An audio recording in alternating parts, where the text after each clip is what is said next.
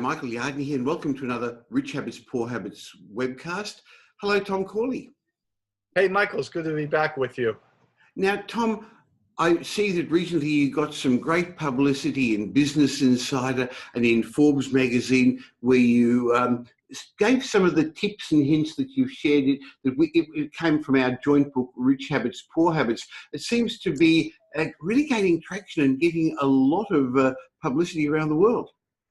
Yeah, the media is asking for copies of it, Michael. They're reading it. They're trying to, I guess, get as much information as they can so they can interview me. And so, even though the book isn't available in the U.S. until October, it's available in the U.K. and in Australia. And I think you even have it set up so that anybody can order it anywhere. So it's, it's just, I'm trying to get the message out there about our great new book and get the buzz going.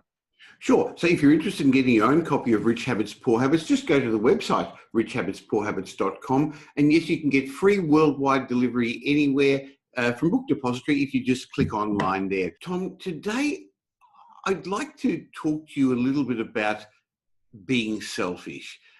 And I know that you consider being selfish is a success trait. Now, that's sort of counterintuitive to what most people would think. What are you on about, Tom? So, this goes to, you remember that book, Michael, by Dale Carnegie, How to Win Friends and Influence People? Of course. What a great book, right? Well, one of the things that he highlights in that book is the fact that we as human beings are obsessed with ourselves.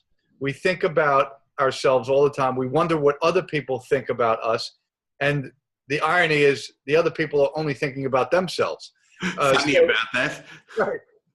And so what I found out in my research was that in order to pursue a dream and the goals behind the dream, you have to be selfish. You have to put that dream first.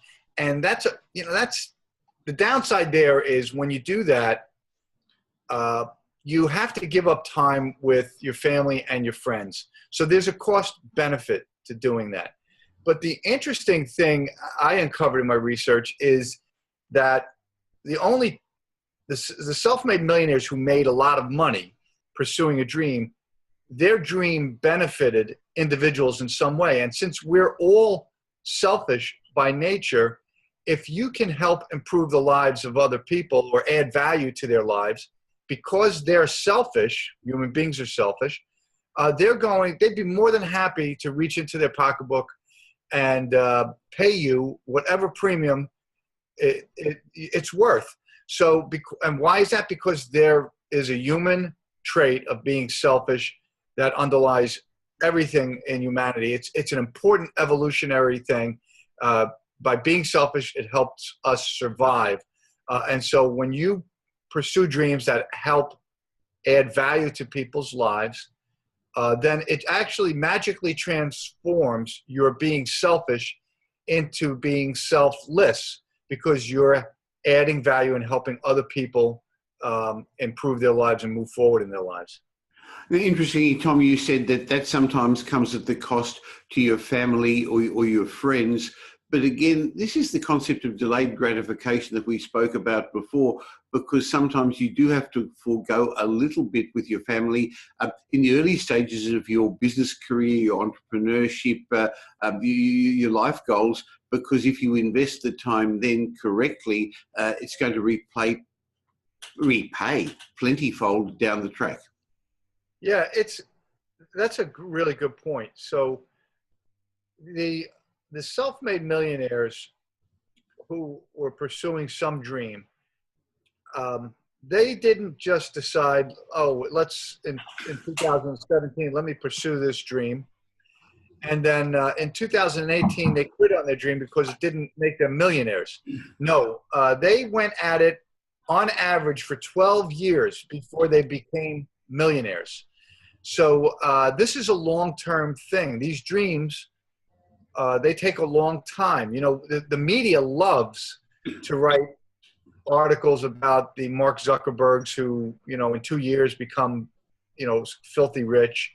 and the guys from Google. But they really are the exception to the rule.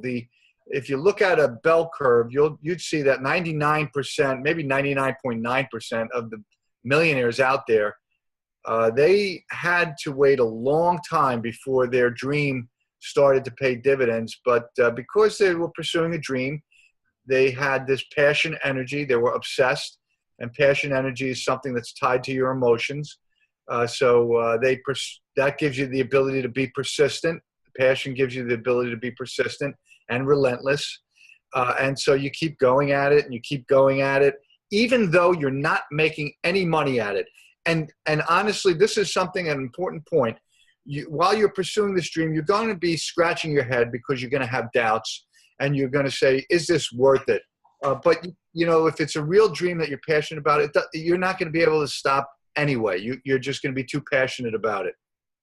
So in summary, Tom, being selfish is a good thing, but only if that selfishness benefits others, society in general. That's something to think about. And I'll leave you with that, Tom, till we catch up this time next week. Sounds good, Michael. We'll have another great topic, I'm sure.